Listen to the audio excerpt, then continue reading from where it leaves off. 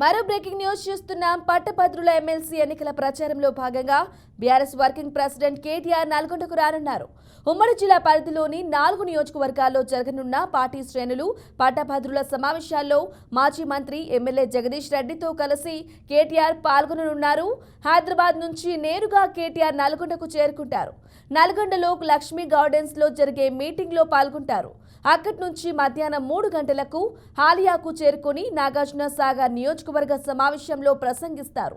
సాయంత్రం 4:30 మిర్యాలగూడకు చేరుకుని అక్కడ సమావేశంలో పాల్గొంటారు. సాయంత్రం 6 గంటలకు హుజూర్ నగర్ చేరుకుని అక్కడ పట్టభద్రులు, పార్టీ నేతలు, శ్రేణులతో జరిగే మీటింగ్లో కేటీఆర్ పాల్గొననున్నారు.